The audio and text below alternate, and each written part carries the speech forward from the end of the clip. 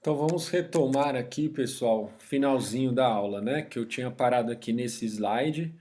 Aí o tempo passou aqui na vida real aqui, ó. Agora já é quase 1 hora da manhã, né?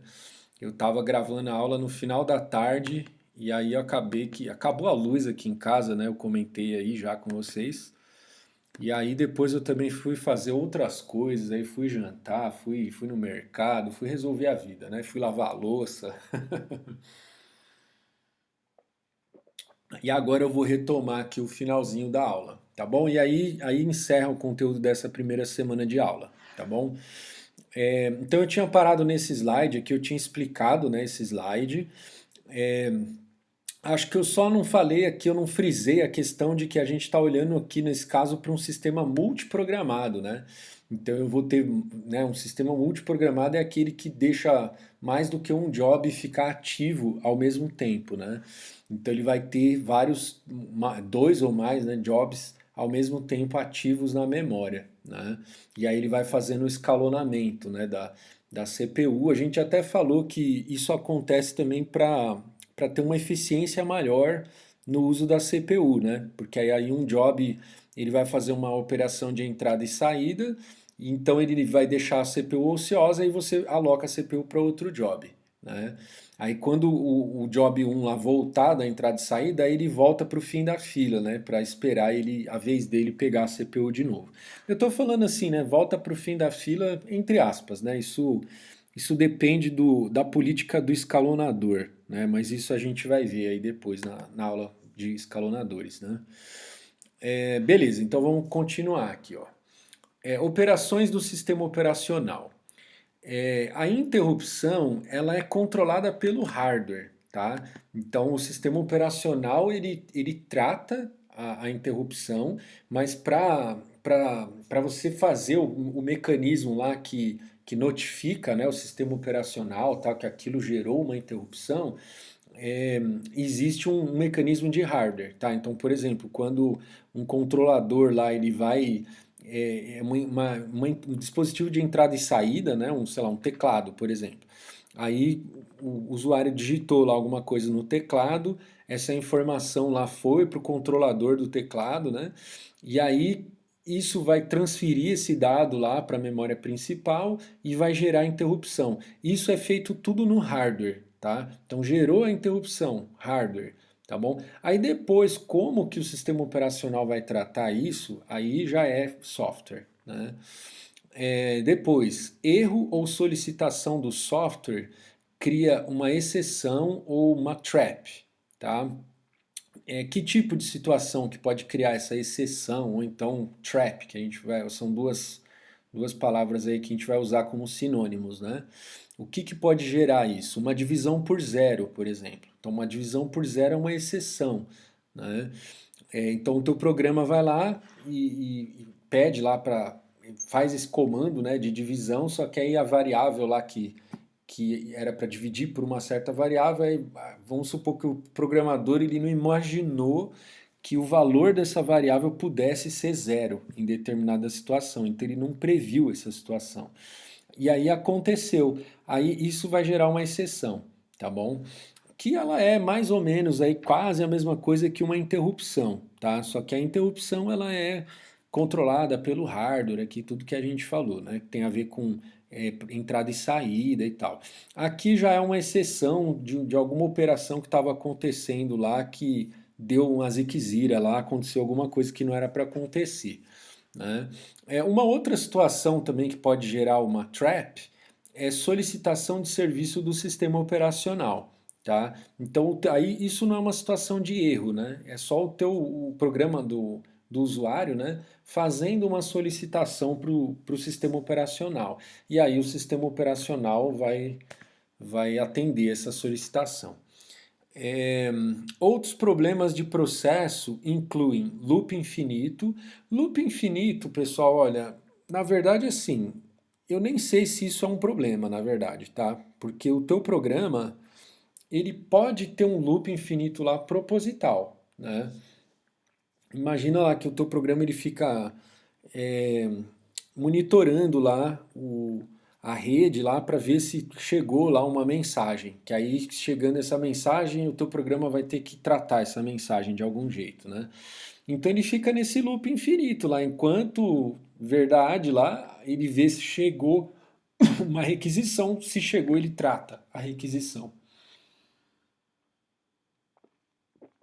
Então, o sistema operacional vai fazer o quê, né? Como é que o sistema operacional vai saber que um programa entrou em loop infinito porque ele quer entrar em loop infinito foi por uma situação de erro, né? Aliás, até uma curiosidade aqui para quem gosta de teoria, né? Para quem estuda complexidade computacional, existe até um teorema lá da complexidade computacional que uma máquina de Turing, a máquina de Turing é um modelo teórico de um computador, né? É como se fosse um computador na teoria, né? Então a máquina de Turing, aí você não tem como saber se um programa que está sendo executado na máquina de Turing ele vai parar ou se ele não vai parar, né? Que é o conhecido como problema da parada, né? É impossível você determinar se no caso geral, né, se um programa vai ou não vai terminar, né? Quando eu falo caso geral é assim, né? Você dizer que você sempre tem uma resposta para esse problema, né? Assim, seja lá qual for o programa que vai rodar lá na tua máquina de Turing, você conseguir determinar se aquele programa vai parar ou não vai, né? Ou seja, então, isso aqui o sistema operacional não tem como adivinhar, né? Se o programa ele está demorando ou se ele está em loop infinito, né? Mas ele pode lá eventualmente ter alguma política do tipo, ó, aliás, ele pode não, ele deve, né? Ele deve ter uma política de não entregar a CPU para um processo por um tempo indeterminado. Então ele sempre vai alocar a CPU por um período curto de tempo, né? Então assim, eu vou dar, sei lá, um segundo aqui para esse job. E aí, se ele terminar, terminou. Se ele não terminar, ele me devolve a CPU e mais adiante eu dou mais um minuto de CPU para ele, tá? Eu tô dando um exemplo aqui, eu disse um segundo, na verdade, né? Eu tô dando um exemplo, tá? Porque aí depende muito do contexto. Pode ser que um segundo até seja muito tempo num contexto, em outro contexto o sistema poderia dar lá 10 minutos direto lá para aquele job, mas ele nunca pode dar o tempo indeterminado, falar para o job assim, ó, fica aí, depois quando, sabe aquela coisa de você empresta lá pro teu colega um livro, né? Ah, fica aí, quando você terminar de ler, você me devolve. Aí o cara nunca devolve, né? Então tem que ter um tempo determinado. Você fala, ó, eu vou te emprestar esse livro, daqui um mês você vai me devolver. Não importa se você leu ou não leu, você tem que me devolver. Né? Então o sistema operacional precisa estipular isso, para não ter mesmo que o programa entre, né, em loop infinito, isso não é culpa do sistema operacional, né? Se o caso o programa venha entrar em loop infinito, mas pelo menos a máquina não fica só por conta desse programa, né? Tá bom? Que está em loop infinito. Outra coisa que o sistema operacional tem que ficar ligeiro. É ligeiro assim no sentido de olhar, né, observar, e não deixar acontecer, é um processo tentar modificar o outro. Né? Isso às vezes pode acontecer assim de dois processos estarem se comunicando, né, e portanto alterando lá a mesma região de memória, mas isso eles já têm que sinalizar para o sistema operacional que eles querem fazer isso. Então os dois estão falando ali, ó, a gente quer se comunicar. Tem uma região aí da memória que nós dois podemos mexer, né?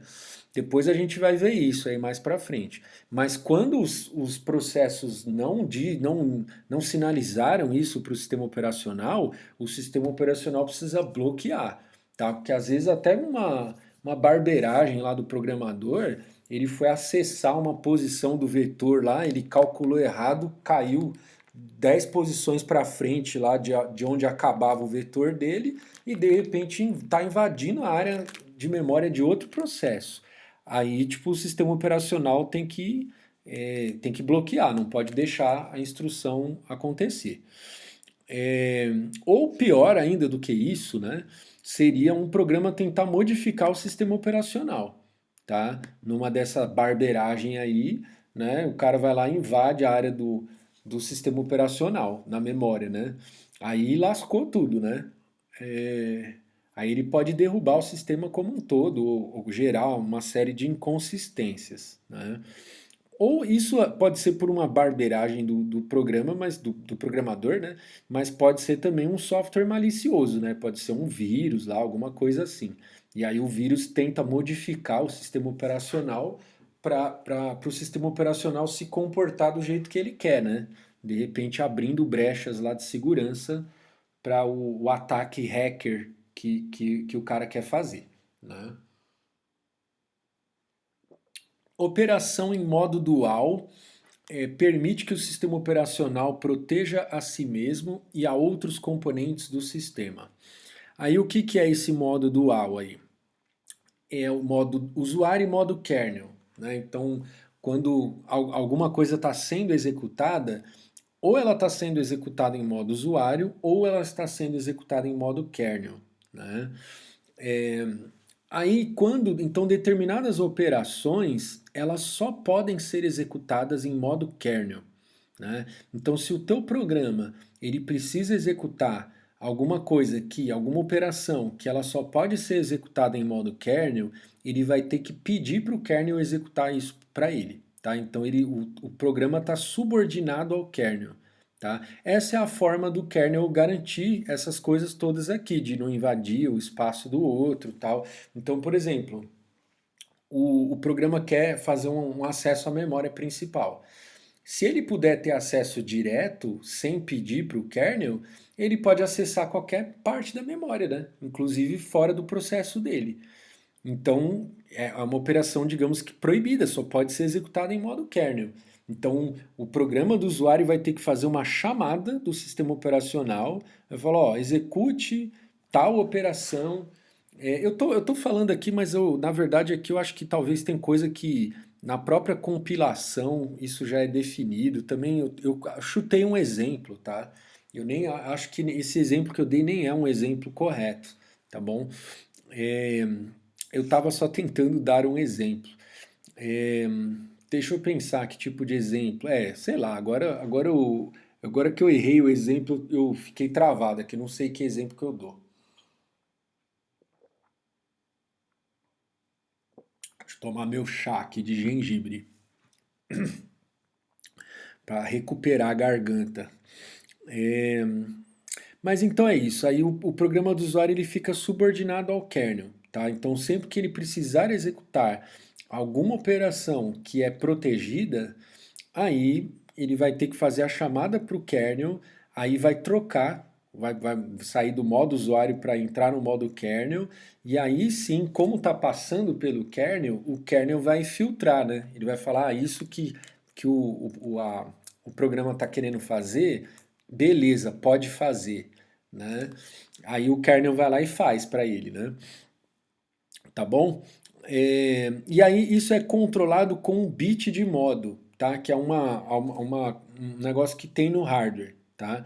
Então o próprio hardware, ele vai, quando o processador lá vai executar alguma coisa, ele vai olhando, checando esse bit aí, vai ver, isso é modo kernel ou modo usuário? Modo kernel ou modo usuário?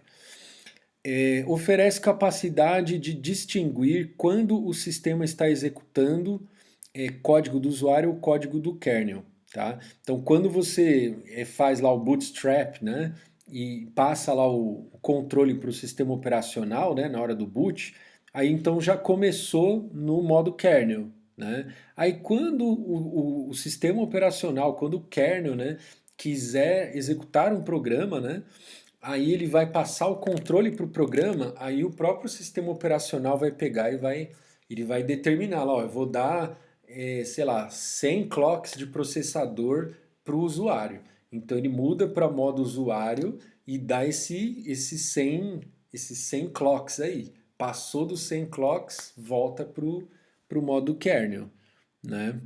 Algumas instruções designadas como privilegiadas executáveis só no modo kernel, tá? Foi o que eu falei.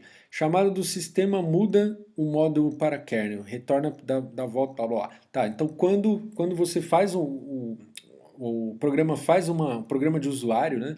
Ele faz uma chamada para o sistema, tava lá no modo usuário, aí ele vai passar o controle para o kernel, então muda para o modo kernel, tá bom? Então, às vezes assim, então, quando o kernel ele passa o controle para um aplicativo, ele pode falar assim, ó, eu vou dar 100 clocks para você. Aí, passou esses 100 clocks, o controle volta para o sistema operacional. O aplicativo, ele não tem a prerrogativa de escolher, né? Assim, e aí, eu devolvo o controle para o sistema operacional ou eu não devolvo? Porque aí, senão, um programa malicioso, ele nunca devolveria o controle para o sistema operacional, tá? Então, não é isso que acontece. O sistema operacional, ele dá uma certa quantidade de clocks do processador, e aí, se o programa do usuário não terminar não devolver o controle, né, para o sistema operacional nessa quantidade de clocks, o controle volta automaticamente para o sistema operacional. Mas o programa do usuário ele pode retornar ou devolver o controle para o sistema operacional antes de terminar, digamos, a cota de clocks que ele tinha, tá? Por quê? Porque às vezes ele terminou mesmo de executar, ou então ele quer fazer uma chamada do sistema, tá? Então ele vai precisar fazer uma chamada do sistema. Quando ele faz a chamada do sistema, aí vai voltar para o modo kernel. Transição de modo usuário para modo kernel. Timer para impedir loop infinito, processo apropriando-se de recursos, tá? Então isso que eu estava falando aqui, ó, tem um timer, tá? Esse timer, ele vai contar lá, vai chegar no limite, ele vai retirar o controle do aplicativo. Define tempo máximo de uso do recurso sem interrupção. Aí o sistema operacional decrementa esse contador aí, do timer. Quando o contador zera, gera uma interrupção. Configura, antes de escalonar o processo, para reobter o controle ou terminar o programa que excede o tempo alocado. Beleza, eu acabei antecipando isso lá no slide anterior, né? Aí aqui na figura, tá aqui, ó, tá sendo executado um processo aqui do usuário, em modo usuário, né?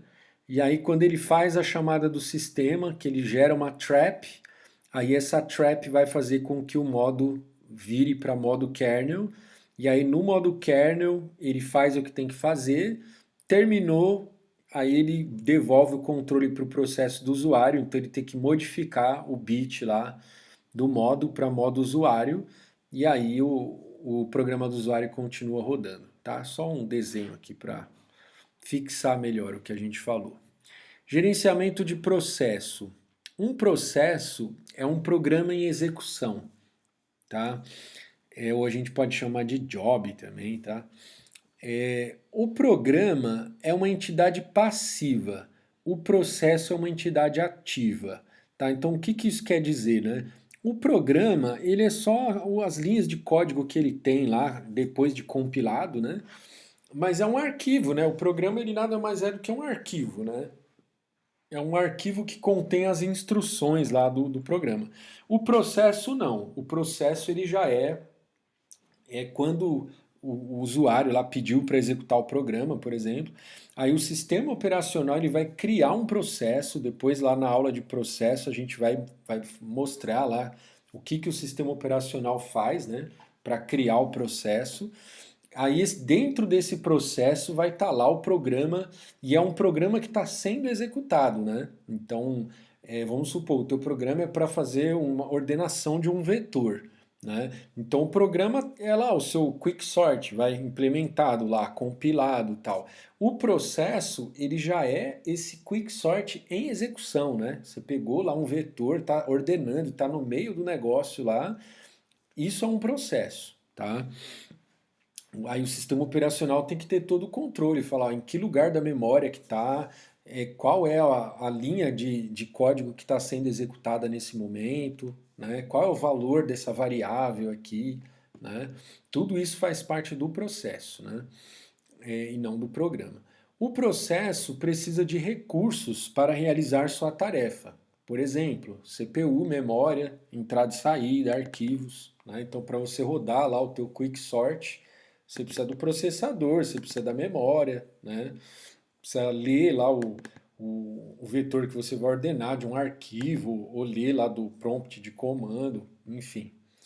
O término do processo exige o resgate de quaisquer recursos reutilizáveis.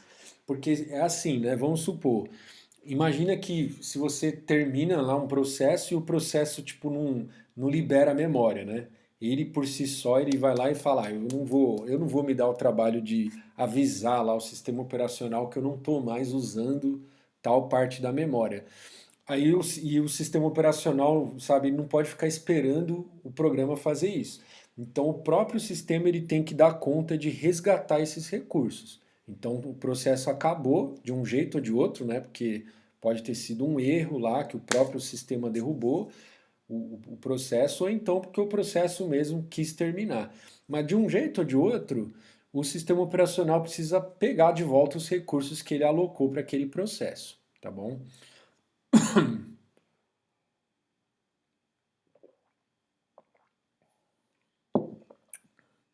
O processo de uma única thread tem um contador de programa especificando o local da próxima instrução a ser executada.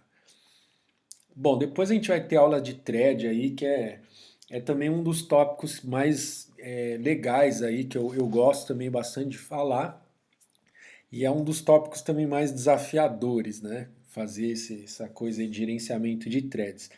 Então, o que que é uma thread, né? Falando aqui, explicando rapidamente, é que um mesmo processo ele pode ter várias linhas de execuções simultâneas.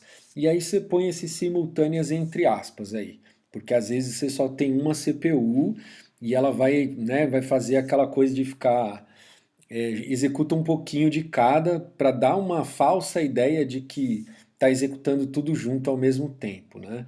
Ou às vezes você pode ter várias CPUs e cada uma executando elas executando em paralelo, né? Isso pode acontecer também. Então isso pode acontecer com vários processos ao mesmo tempo, ou um único processo ele dentro dele pode ter várias linhas de execução. Um exemplo que eu posso dar, que é bem fácil de entender. Imagina que você tem um programa, e aí é um programa de cadastro, né? Aí quando você vai clicar lá, você vai cadastrar o item lá que você tem que cadastrar, sei lá, o produto, é um sistema de um supermercado. E aí você vai cadastrar os produtos que você vai vender lá no teu supermercado. Aí então você clica no OK lá, você digitou os dados do produto, clica no OK. Só que aí, às vezes, esse OK ele precisa ir lá na HD, vai salvar o negócio e às vezes demora um pouco. Vamos supor que ele precisa fazer uma conexão com um servidor que está lá na casa do chapéu. E aí você dá esse OK e isso dá um certo atraso, né? Assim, essa conexão vai demorar 5 segundos para ela terminar lá de fazer tudo o que tinha que fazer. Aí, se o teu programa ele tem uma única thread, o que eu estou dando esse exemplo porque eu já vi isso na prática, né, acontecer com programas que eu fiz, né? Aí você clica no raio do botão e o botão fica travado lá, a tela toda fica travada, porque não executou lá tudo que tinha que executar. Se você quiser liberar a tela para o usuário ir fazendo outras coisas, enquanto por baixo dos panos ele vai terminando de fazer aquilo que o usuário pediu, você vai ter que abrir uma outra thread, é uma outra linha de execução dentro do mesmo programa, né? Então, enquanto essa outra thread ela vai lá abrir a conexão com o banco de dados para, né, salvar lá tudo que tinha que salvar, você já libera a tela para o usuário continuar brincando lá no teu sistema, né?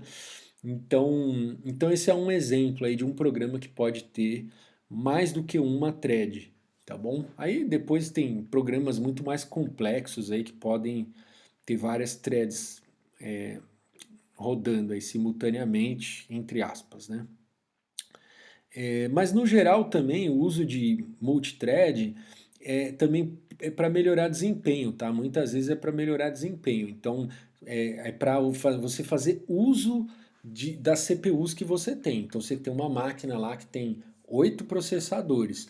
Aí você vai fazer uma conta lá super complexa, um algoritmo lá que sei lá, vai que faz uma inversão de matriz, vai, é uma matriz gigantesca lá, ele tem que fazer um monte de cálculo com a matriz, ele pode dividir isso em 8 threads diferentes, já que você tem 8 CPUs, né?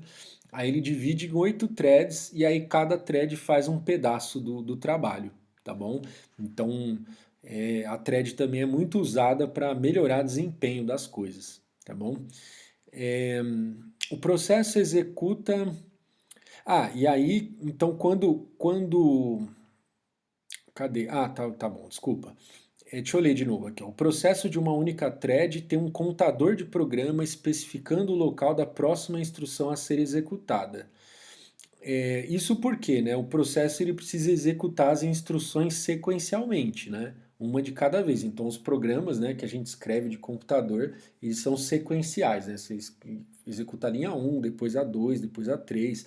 Então, esse contador de programa é o que vai dizer em qual linha que está o programa, tá bom? Quando você entra lá no laço, né, aí você viu que você tem que voltar de novo pro começo lá do laço, então o computador de programa vai voltar lá para aquela linha do começo do laço, né? Aquela coisa toda. E aí, se você tiver várias threads dentro de um mesmo processo, aí você vai precisar de vários contadores desse, tá bom? Cada um contando lá, mostrando em qual linha que está cada thread, tá bom? A thread, às vezes as várias threads elas estão executando o mesmo programa, só que cada uma delas está numa linha diferente do programa e cada uma delas está usando, tem uma memória lá específica, uma região de memória específica de cada uma delas, né? Ela pode ter isso também, né? Elas podem compartilhar a memória e elas podem também ter uma memória local delas. Mas isso tudo a gente vai falar na aula de threads.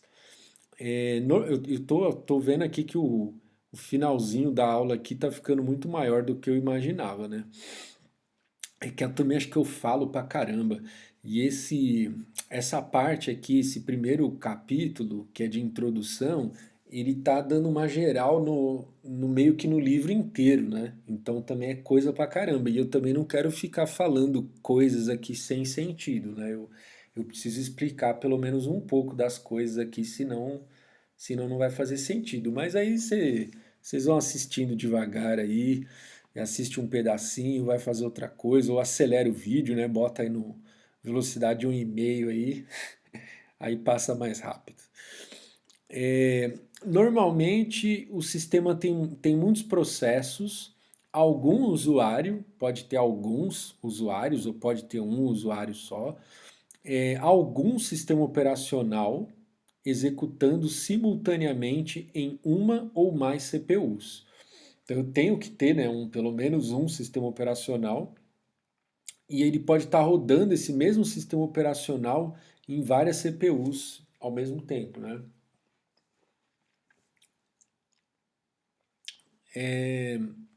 Ou às vezes no ambiente distribuído você pode ter até sistemas operacionais diferentes se comunicando, tá? Para executar às vezes um mesmo processo, tá?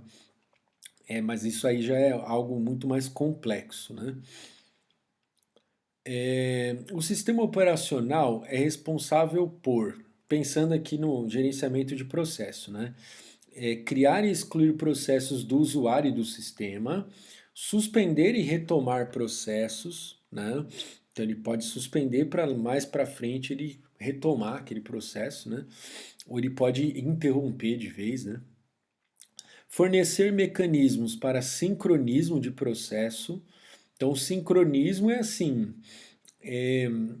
quando quando você vai fazer essas tarefas aí de processos acessando as mesmas regiões de memória, depois a gente vai estudar isso mais a fundo, mas isso dá um quiprocó, porque, tipo, dependendo da ordem em que as coisas acontecem, o resultado final é diferente quando acontece numa outra ordem.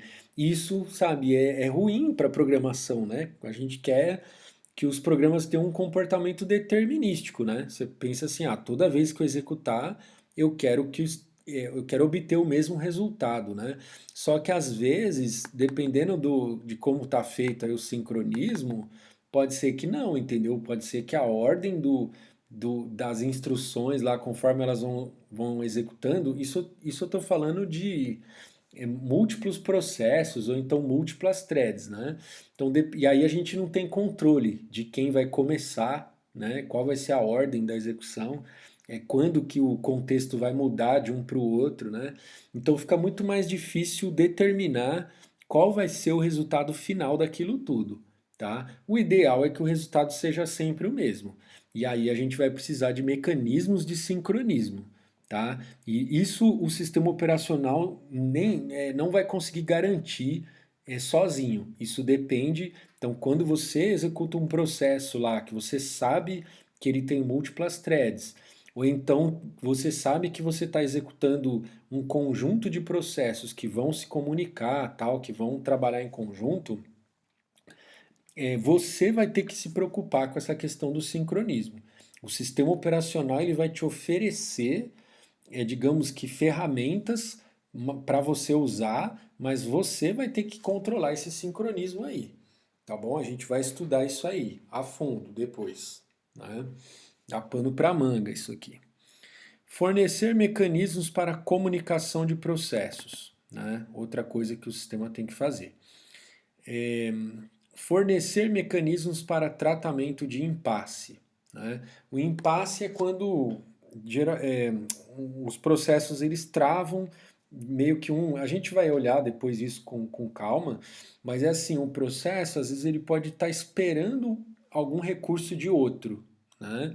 E aí enquanto esse recurso não vem, o processo fica parado esperando, né? Só que essa espera, às vezes, ela pode gerar uma cadeia de esperas que ela é cíclica. E aí ela gera um impasse que, tipo, todos os processos tá, tipo, um esperando por... O A tá esperando pelo B, que tá esperando pelo C, que tá esperando pelo D, que tá esperando pelo A. Aí você gerou um ciclo, né? E aí já era, porque nenhum deles vai conseguir sair desse impasse. Tá um esperando pelo outro, né?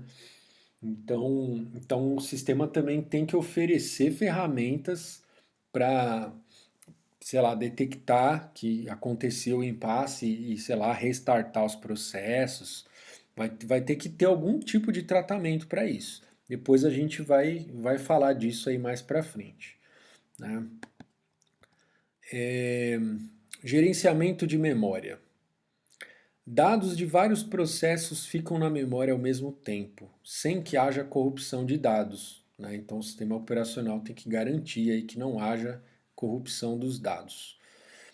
As instruções precisam ser carregadas na memória para serem executadas. Beleza, e é o sistema operacional que vai ter que fazer isso. Na hora dele carregar, né, o processo, ele vai ter que carregar as instruções lá que vão ser executadas, ele vai ter que carregar na memória. O gerenciamento de memória determina o que está na memória e como a memória é organizada, visando a otimização do uso da CPU. Então, lá na aula de gerenciamento de memória, nas aulas, né, que isso aí também é um assunto que dá pano para manga, a gente vai ver como que isso funciona, e não é de um jeito só, né, assim, tem várias formas diferentes de fazer, isso aí foi evoluindo, né, com o passar do tempo, tal. Então, a gente primeiro vai estudar as formas é, mais antigas, né, as mais básicas, para depois ir para as mais invocadas, vamos dizer assim, né, de gerenciamento de memória. E aí isso tudo visando gastar menos tempo, né? Então, dependendo de como você organiza a memória, né, você pode ter uma eficiência maior ou menor. E aí você vai ter que decidir, você que eu digo é o sistema operacional, né? Então você já assume aí que o você aí é o sistema operacional, né?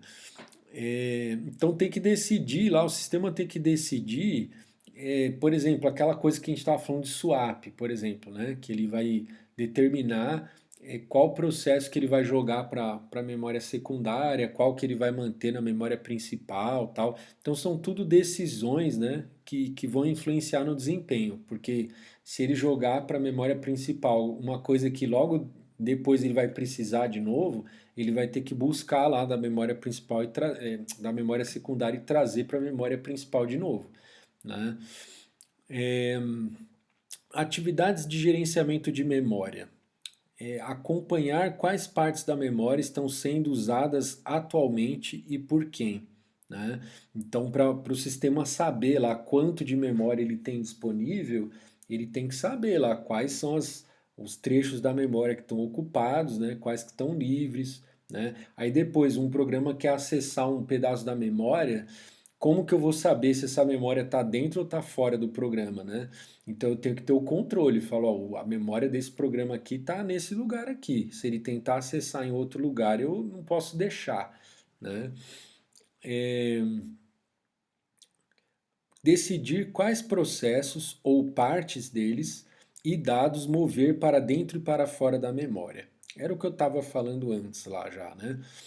Só que aqui foi adicionado um partes deles, né? Então, às vezes depois a gente vai ver lá que a gente não precisa deixar lá, tipo, ó, o processo inteiro lá no, na memória. Eu posso pegar pedaços do processo e tirar da memória principal, né? Jogar para a memória secundária. Ou na verdade, assim, na hora de carregar o programa, né? Eu não preciso carregar o programa inteiro de uma vez na memória. Eu posso ir carregando à medida em que eu vou usando, né? Então isso tudo faz parte aí do gerenciamento de memória, né? Qual é a política do sistema operacional, né? Quando vai carregar um processo, ele carrega o programa inteiro ou ele vai carregando devagar, né? Só o que ele vai precisar, né? É, alocar e desalocar espaço de memória conforme a necessidade, tá? Então tudo isso faz parte aí do gerenciamento de memória.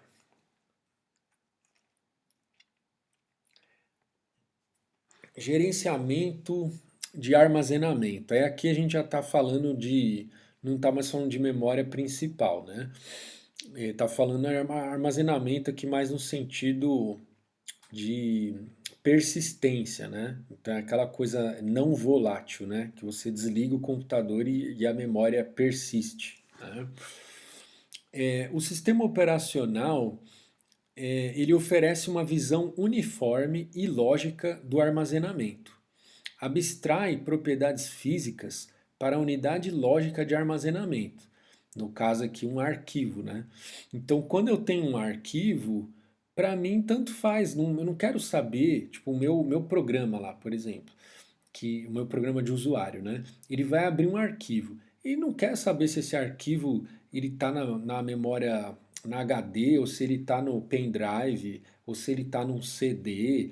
Isso aí para ele é indiferente. Então o meu programa de usuário, né? Ele vai olhar para o arquivo como uma unidade lógica de armazenamento, né? As propriedades físicas não importam, tá bom?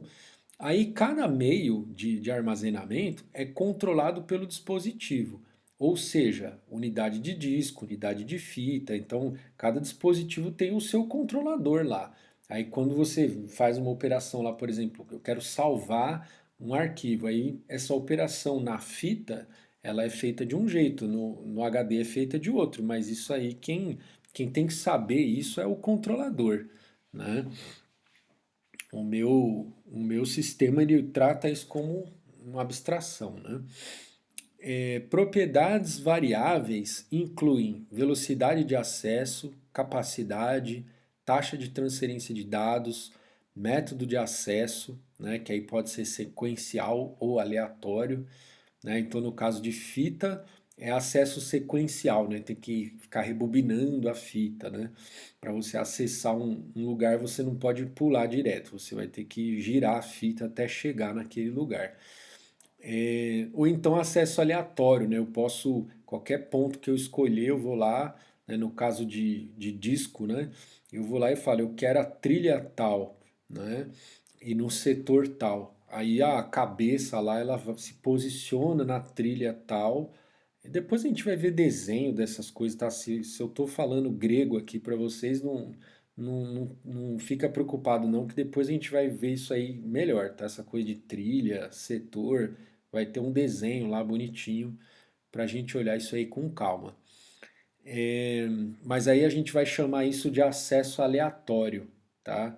Então qualquer lugar que eu quiser acessar, eu vou direto, né? Eu movimento a cabeça lá do disco vou na trilha que eu quero, espero o disco girar até chegar no setor que eu quero e leio ou escrevo os dados lá que eu quero. Gerenciamento do sistema de arquivos.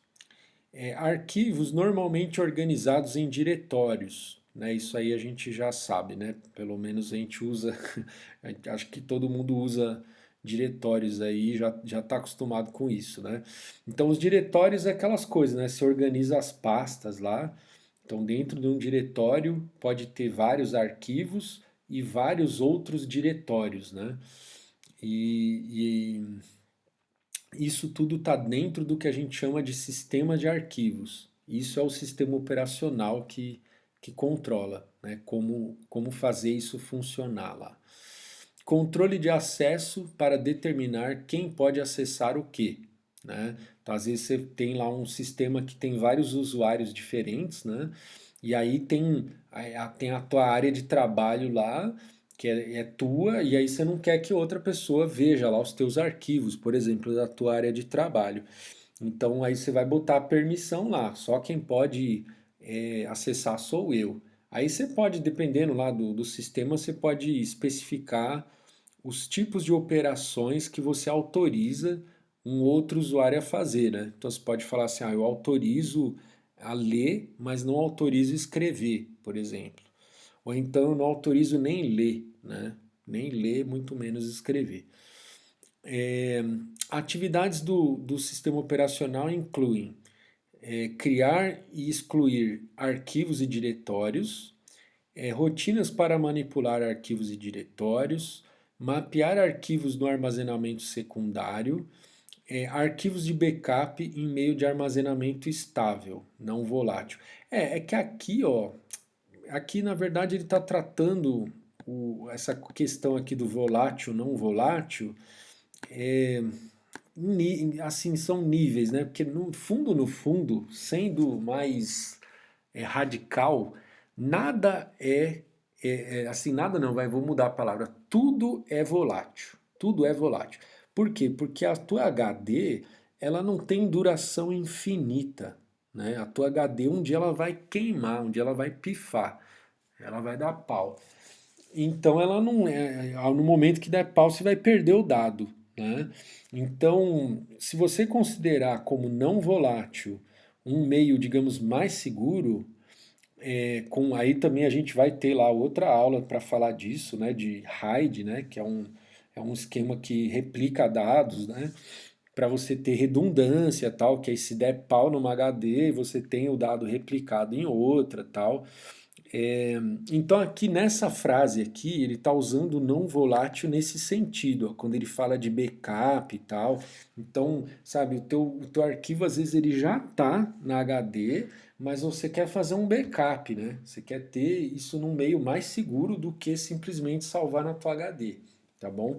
Então ele está usando aqui essa palavra de esse não volátil aqui num sentido, digamos, mais radical, tá bom?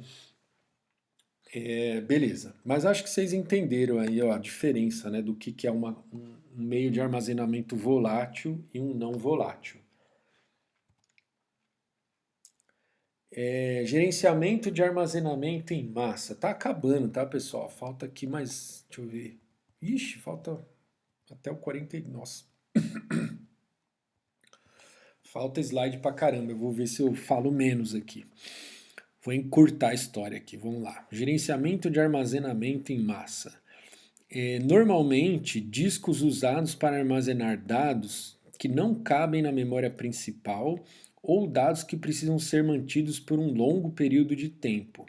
Né? Que aí era o que eu estava falando lá, né? Você fala, vou fazer um backup, né? Então esse longo tempo aí, às vezes você quer manter tipo os dados lá do sei lá do que, do imposto de renda, né? A Receita Federal, às vezes ela quer manter os teus dados lá por 20 anos, por exemplo, né? Ou então os arquivos do judiciário lá, né? Dos processos lá, ele tipo, precisa que aquilo seja mantido por 30 anos, né? Então tem que ter um esquema de armazenamento em massa, né? Vai ter vários arquivos lá e por um tempo prolongado, né? Gerenciamento apropriado é de importância central, né? Isso aí, na aula, né, a gente vai falar, na aula específica sobre o assunto, a gente vai detalhar melhor, mas pensa aí que uma empresa, por exemplo, se ela perder os dados que ela tem, muitas vezes você quebra a empresa, né? Imagina um banco, né? Se perder os dados dos clientes, você quebra, né? Então, o gerenciamento apropriado é de importância central. Velocidade de operação do computador inteiro depende do subsistema de disco e seus algoritmos. Isso beleza, tá? Porque, enfim, a gente usa a memória o tempo inteiro no computador, então se isso não for eficiente, derruba o desempenho do sistema como um todo. Atividades do sistema operacional. Agora com relação a gerenciamento de armazenamento em massa, né? O gerenciamento de espaço livre, que a gente vai ver que isso aqui também dá problema, porque às vezes você tem memória livre, mas ela está muito fragmentada, né? Então você tem sabe, imagina que você quer construir um shopping center num bairro onde você tem vários terrenos, só que eles estão espalhados. E aí você não consegue juntar, sabe? Você vai falar, se eu for somar a área de todos os terrenos, eu tenho área para construir o meu shopping. Só que os terrenos estão todos espalhados. E aí eu não vou conseguir construir o shopping, né? Então esse que é o problema de gerenciamento do espaço livre, tá? É você conseguir juntar os pedaços de memória livre para você, de repente, você precisa lá de um espaço grande, né, contíguo, né? E aí você tem que ter esse espaço livre de uma forma contígua lá, né? Alocação de armazenamento, escalonamento de disco, tá? Então tudo coisas que tem o escalonamento lá de processo e tem o escalonamento de disco também, porque você fala assim, eu preciso executar várias operações no disco. Qual que eu executo e qual a ordem que eu vou fazer, né? Primeiro, então suponha que eu tenho várias requisições lá de leituras, né? Em vários lugares diferentes do disco. Dependendo da ordem que eu fizer, vai ter um desempenho bom, às vezes um desempenho ruim, dependendo da ordem, né? Imagina que eu fico indo e voltando com a cabeça lá para um lado e para o outro, né? Se eu conseguir fazer de um jeito mais esperto, fazer a cabeça, digamos, dançar menos, né? Aí eu termino de executar essas operações mais rápido, né? Então isso que é escalonamento de disco, né? Em algumas situações, o armazenamento não precisa ser rápido. Uso para backup, por exemplo. Armazenamento terciário inclui armazenamento óptico, fita magnética. O armazenamento terciário aí está no backup lá, né? Não é mais o secundário normal, é uma cópia do secundário, né? Que aí é o que a gente chama de terciário. E aí, às vezes, para o backup você não precisa ter uma velocidade lá super ultra rápida, porque tipo, o backup geralmente é um processo que está rodando lá no fundo, né? Ele vai rodando, às vezes, horas e horas lá, enquanto você está fazendo outras coisas, e isso aí para você não tem uma grande relevância que tenha um bom desempenho, né? Mas ainda assim precisa ser gerenciado, né? Porque isso precisa funcionar direito, né? Você não pode perder dado, né? Você não pode confundir, né? Pegar um dado velho e salvar em cima de um novo, né? Então você não pode corromper os dados. Varia entre warm, que seria o write once, read many times, ou então read writes, que é, né, o tipo de meio, né? Tem meio que você pode ler e escrever quantas vezes você quiser. Tem meio que você só pode escrever uma vez. Ler você pode ler à vontade, mas escrever você só pode escrever uma vez. Então, tem aqueles CDs, né, que a gente chama lá de queimar o CD, né? Então, assim, eu vou queimar o CD. Eu vou escrever e, tipo, já era. Não consigo mais escrever. Eu vou ler, depois eu consigo ler várias vezes. Subsistema de entrada e saída. Uma finalidade do sistema operacional é ocultar do usuário as peculiaridades dos dispositivos de hardware. Subsistema de entrada e saída é responsável por gerenciamento de memória da entrada e saída, incluindo buffering e caching. Né? O buffering é o armazenamento de dados enquanto estão sendo transferidos. A gente tinha comentado lá na questão lá dos dispositivos, né, de entrada e saída, que lá dentro do controlador eles têm um bufferzinho, né?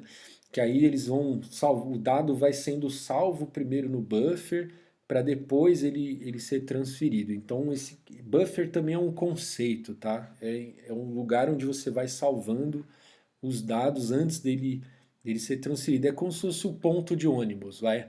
Então, o ponto de ônibus é um buffer, né? Aí as pessoas vão chegando no ponto, o ponto vai enchendo, né? Aí de repente vem um ônibus e pega uma galera e leva, né? Então, de repente faz a transferência dos dados que estavam lá no buffer, né? Então você pode pensar que um buffer é como se fosse um ponto de ônibus, né? É, armazenamento de partes dos dados em armazenamento. Ah, tá. O caching, né? O caching a gente já falou o que é, né? Eu vou pular o caching que a gente já falou o que é. Interface geral do driver de dispositivo. É, então, assim, né? Vocês sabem o que é um driver de dispositivo, né? Vocês já devem ter instalado. Não sei, hoje em dia acho que as coisas estão bem mais fáceis, né? Na minha época era mais difícil. Antigamente, sei lá, mas hoje em dia ainda é assim, vai, você compra uma impressora, por exemplo, uma impressora nova. Aí você tem que instalar o driver lá da tua impressora no teu computador, né? Acho que hoje em dia o Windows está mais esperto, né? Eu acho que o próprio Windows ele vai lá e busca o driver, né? O Linux também, os sistemas estão mais espertos hoje, né? Às vezes então o usuário acaba nem tendo contato com essas coisas mais. Mas enfim, então o driver ele é o programa que vai conversar com o dispositivo, né? Então você fala assim, vou instalar um novo dispositivo no meu computador, por exemplo, uma nova impressora. Aí eu preciso instalar o driver daquela impressora. Só que o driver ele vai, digamos que, conversar com o sistema operacional, né?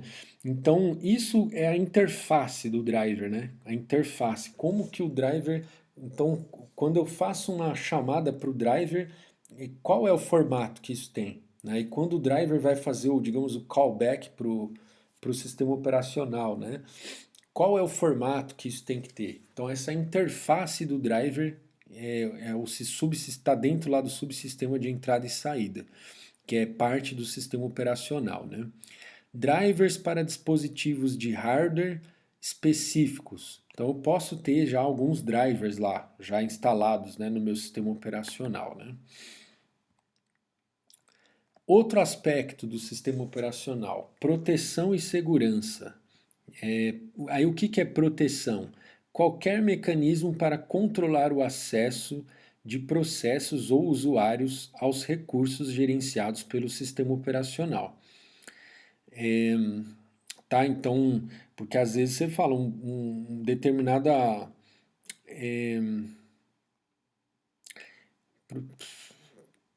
Eu ia dar um exemplo aqui, acabei me enrolando aqui. Tá me batendo um sono aqui, eu não devia ter deixado para gravar essa aula tão tarde, é 1h40 da manhã. Ai meu Deus, vamos lá. Eita, quarentena boa. Eu tô pegando no tranco, né, pessoal? Começo de semestre, mas vamos lá.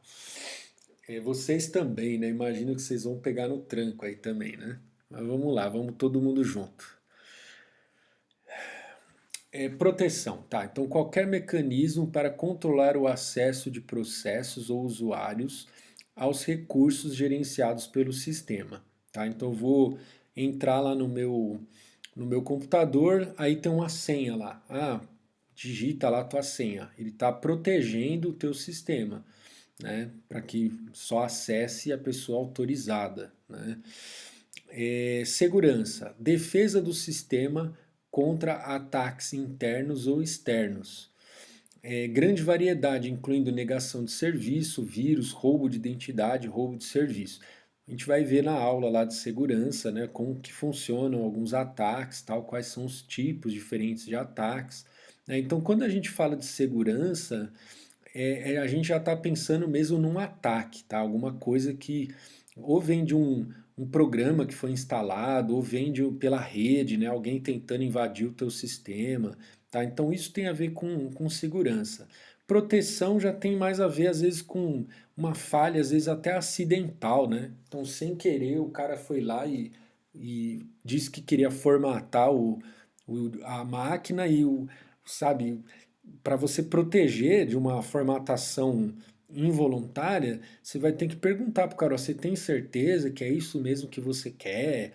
Isso você pode perder dados importantes, você tem certeza? O cara tem. Ah, então digita a tua senha aqui e tal, né? Só para confirmar, né? Vai que tipo é o teu sobrinho clicando, né? Enfim, então, mas a proteção ela tem muito a ver assim com falhas involuntárias, né, que pode acontecer. Agora a segurança já está atrelado mais a um ataque malicioso mesmo, né?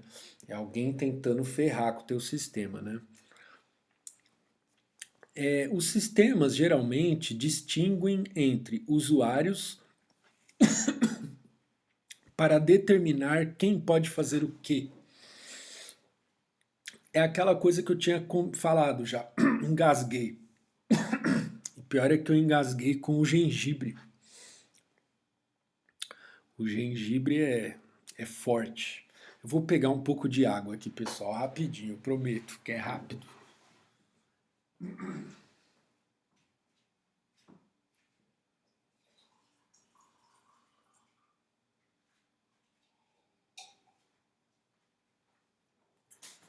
Eu fico imaginando esses youtubers aí, quando os caras conseguem gravar aqueles vídeos lá, super bem gravados, né? O cara fala tudo com a maior desenvoltura e fala super rapidinho. Eu imagino que o cara tem que ter um bom treino para fazer isso e também tem que ter uma boa edição do vídeo, né? Para cortar os erros, né? Mas vamos voltar aqui. Agora já o William Bonner, né, que faz lá o jornal ao vivo, né, o Jornal Nacional ao vivo, aí o cara tem que ser bom mesmo, né? Mas aí tem a equipe técnica auxiliando, né? Tem o teleprompter, tem uma série de recursos. Eu tô dando desculpa aqui, né, para justificar. Chega, vai desviar. Vamos voltar pro foco aqui. É, Tá, então estava aqui. Os sistemas geralmente distinguem entre usuários para determinar quem pode fazer o quê. Identidade de usuário. Aí a identidade do usuário é associada aos arquivos ou então processos desse usuário para determinar o controle de acesso. Então, às vezes tem um programa lá que ele vai pedir a senha do usuário. Se você não for aquele usuário, ele não vai executar, né? Enfim, coisas desse tipo. E às vezes você pode ter também esses identificadores de grupo, né? Você fala, isso aqui só pode usar quem é do setor de RH, por exemplo. Então, se o teu ID do teu usuário, você é um usuário lá que faz parte do grupo do RH, aí você, né, tem permissão. Então, também tem esse negócio de permissão por grupos, né? Isso pode ser tanto para arquivo como para processo, tá? Como para qualquer recurso do sistema, na verdade, né? Acesso à impressora, acesso à internet, né? Escalada de privilégios permite que o usuário mude para ID efetivo com mais direitos. Ah, tá bom, isso é um detalhe que depois a gente vai ver lá na aula específica. Ambientes de computação. Um computador tradicional aí. Tem um ambiente doméstico e ambiente de escritório, né? Então tem algumas diferenças, né? Ah, eu acho que isso não é tão importante, vai. Enfim, eu vou pular isso aqui, não tem tanta importância. Só tô pulando para encurtar, que eu acho que tá demorando mais do que eu imaginava. É, Depois nas aulas aí de cada assunto a gente vai detalhar melhor as coisas. Hoje era mais para dar uma geralzona mesmo, né? Aqui um modelo bastante conhecido, né? Que é o modelo cliente-servidor, né? Então tem um servidor e aí vários terminais que a gente chama de terminais burros aí, eles são burros no sentido de que eles não processam as coisas, né? Quem processa é o servidor. Então ele sempre que ele vai pedindo para o servidor processar as coisas para ele, né? Então esse é um modelo cliente-servidor, tá bom? Vários clientes ligados num servidor e aí quem faz o trabalho árduo mesmo é só o servidor, os clientes só é a interface para o usuário mesmo, né?